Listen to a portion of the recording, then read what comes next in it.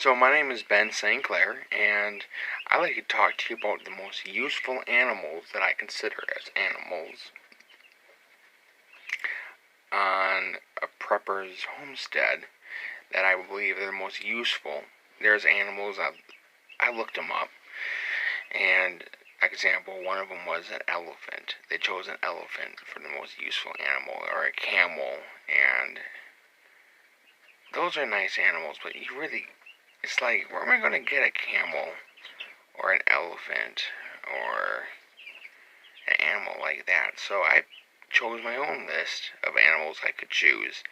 So I own 5 acres, so that's something that's true, is I have some land, so I can have some animals. So these are animals that I could have, and then some of this is stuff you could have.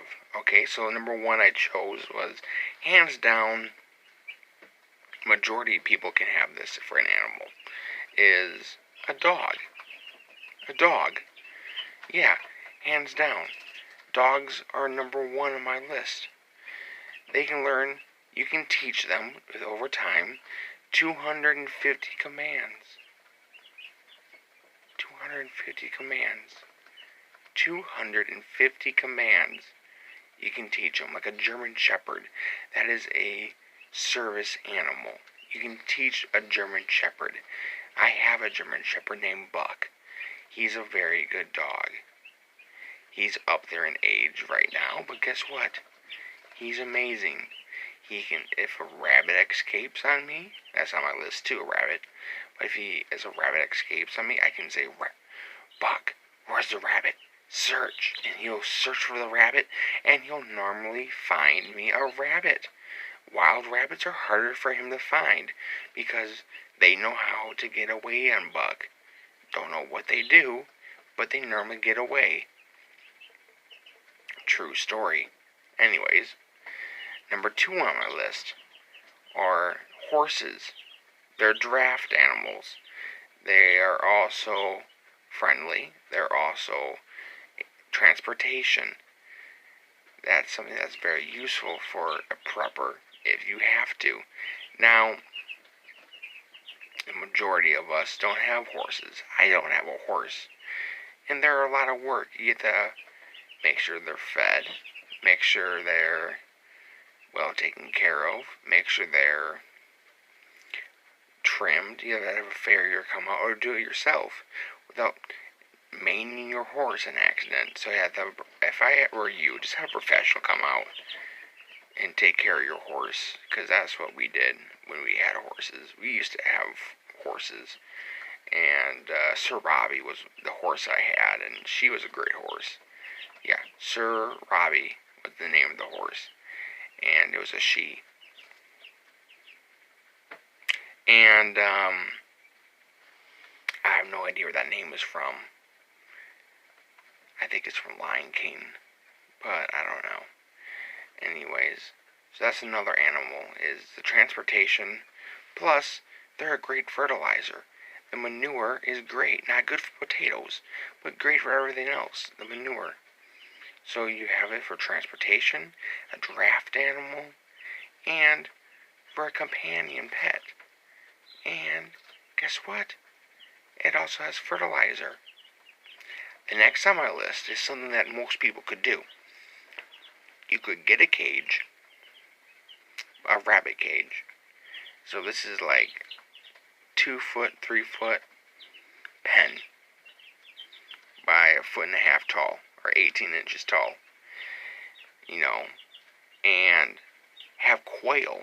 Quail are on my list. Quail are used for several things. You can use them for a pet. You can use them for feeding your family. They lay eggs almost every day. It said on the internet that it goes up to like 4 to 8 months. They'll start laying, within 4 to 8 months, they'll start laying like every day. And in the 9th month, they're laying sporadically, but it said they'll lay about 200 eggs per season. So that's like per year. Anyways, People use it to train their dogs as another command for hunting. And guess what else? More fertilizer.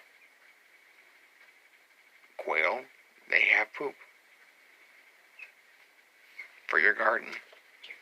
I have a list of garden things that I consider as a top 10 for my 2. I'll do 2 if you guys want me to do it. Next is rabbit. Rabbits are on my list. Rabbits have great fertilizer. They also have meat, fur, wool. Yes, there's a wool rabbit. Angora rabbits are a wool rabbit. Yeah, is that amazing? It's amazing. And they also are a great pet. You can even train them, potty train them. Have I ever potty trained a rabbit? No, I have not potty trained a rabbit. Am I planning on potty training a rabbit? Yes. Someday, will I film it for you? If you want me to, sure. Until then, no, but the fertilizer is amazing. Nitrogen rich. Extremely great. Potatoes love it. I had red potatoes.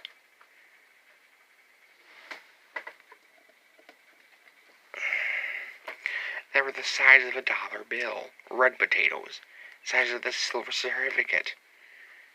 It was quite big. It was quite amazing.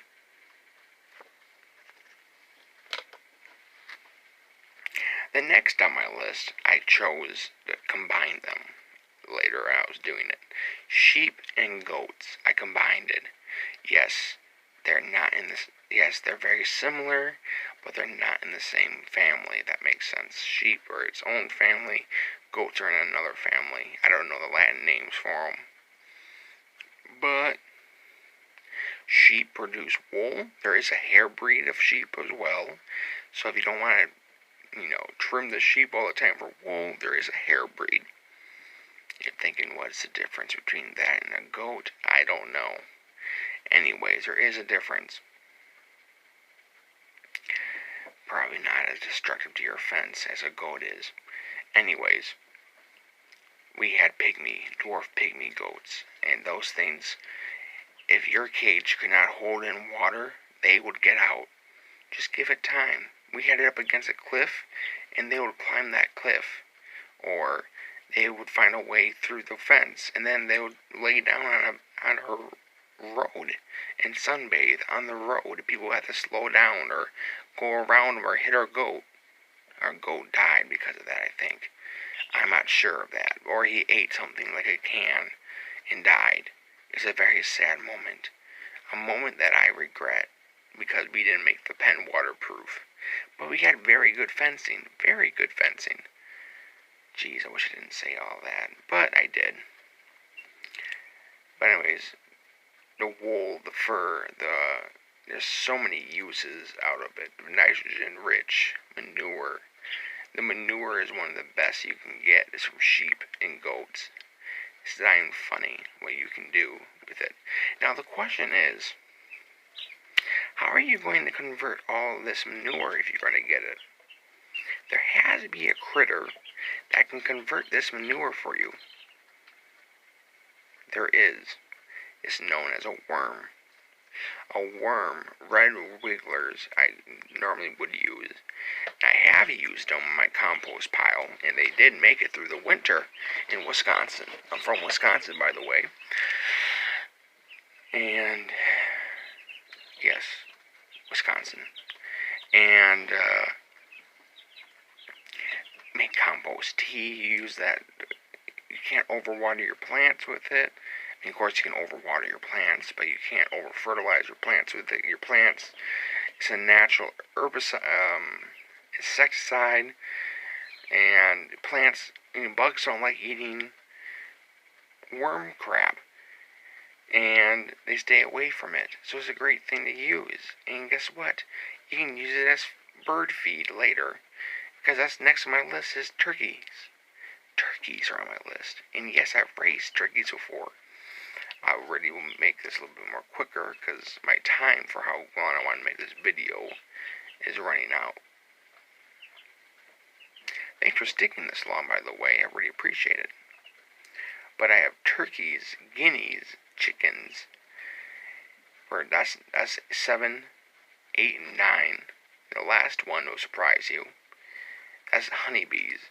But the reason why I have guineas on there is because they're a watchdog. They will absolutely bark and go nuts over anything new. Anyone that comes up, they will let you know.